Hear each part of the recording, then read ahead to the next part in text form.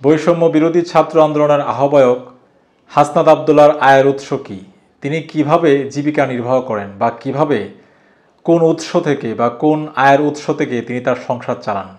এই প্রশ্নের উত্তর হাসনাত আবদুল্লাহ নিজ মুখেই দিয়েছেন। দৈনিক যুগান্তরের অনলাইন আমাদেরকে জানাচ্ছে যে সম্প্রতি একটি বেসরকারি টেলিভিশনের টক শোতে বৈষম্য বিরোধী ছাত্র আন্দোলনের আহ্বায়ক হাসনাত আবদুল্লাহর সম্পদের বিষয়ে প্রশ্ন উঠলে তিনি বেশ দৃঢ়ভাবে তার অবস্থান ব্যাখ্যা করেন। অনুষ্ঠানে উপস্থাপিকার প্রশ্নের জবাবে হাসনাত আবদুল্লাহ জানিয়েছেন তার আয়ের প্রধান উৎস হচ্ছে তার প্রকাশনী, অনলাইন কোর্স বিক্রি এবং শিক্ষার্থীদের পড়ানো। তিনি জানিয়েছেন, আমি 2017 সাল থেকে ইনকাম শুরু করি। তাছাড়া আমার দুটি অনলাইন প্রতিষ্ঠান রয়েছে। একটি প্রতিষ্ঠানের ডিরেক্টর আমি নিজেই। হাসনাত জানিয়েছেন, আমি যা করি তা স্বচ্ছ এবং নৈতিক। প্রয়োজনে আমার সম্পদের তালিকা প্রকাশ করব। তিনি আরও যোগ করেন, আমার পরিবারকে নিয়ে কোনো প্রশ্ন তুললে আমি আমার বাবা মায়ের সম্পদের তালিকা প্রকাশ করতে প্রস্তুত।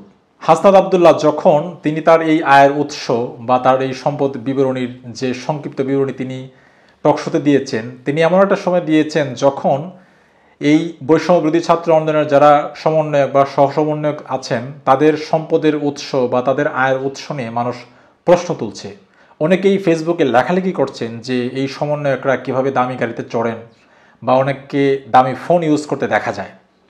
এটা খুব স্বাভাবিক। যারা পাবলিক ফিগার তাদের সম্পদের উৎস নিয়ে মানুষের মনে আগ্রহ থাকবে, এটা খুব স্বাভাবিক। এবং যেহেতু আওয়ামী লীগের মতো একটি প্রতাপশালী দল বা প্রভাবশালী দলকে এটি গণ অভ্যুত্থানের মাধ্যমে এই ছাত্রনেতারা পতন ঘটিয়েছেন, স্বাভাবিক তাদের বিরোধী পক্ষরাও জানতে চাইবে যে তাদের আয়ের উৎসটা আসলে কী।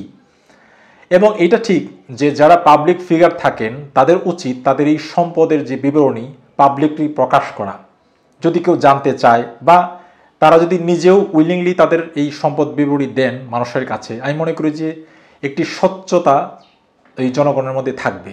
কেননা সোশ্যাল মিডিয়ার কিছু কিছু পোস্টে অনেক বিভ্রান্তি হয়তো অনেকে ছড়ায় যে সমন্বয়করা বা সহ সমন্বয়করা তারা চাঁদাবাজি করছেন বা তাদের বিরুদ্ধে চাঁদাবাজির অভিযোগ রয়েছে বা অনেকে তদবির করাচ্ছেন বা অনেকে সুপারিশে অনেকে চাকরি নিয়ে দিচ্ছেন, তাতে করে তারা প্রচুর টাকা পয়সার আয় বা ইনকাম করছেন। সেই জায়গা থেকে হাসনাত আবদুল্লাহ তিনি তার সম্পর্কে, তার আয়ের সম্পর্কে বা আয়ের উৎস সম্পর্কে তিনি একটি ন্যাশনাল টেলিভিশনে তিনি যে বক্তব্য দিয়েছেন, আমি এজন্য হাসনাত আবদুল্লাহকে সাধুবাদ জানাই। এবং আমি মনে করি যে আরও যারা সমন্বয়করা রয়েছেন লাইমলাইটে তাদেরও উচিত যে তাদের আয় বা আয়ের উৎস সম্পর্কে জনগণকে জানানো যে না, তারা কোনো ধরনের অসৎ উপায় অবলম্বন তারা করছেন না।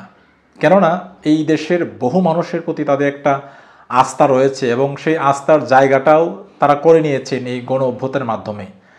যদি এই ধরনের কোনো এলিগেশন বা যদি সত্যি হয়ে থাকে যে তাদের মধ্যে কেউ কেউ দুর্নীতি করছেন বা তদবির করছেন, টাকা পয়সা নিচ্ছেন, সেটা নিশ্চয়ই মানুষকে আহত করবে।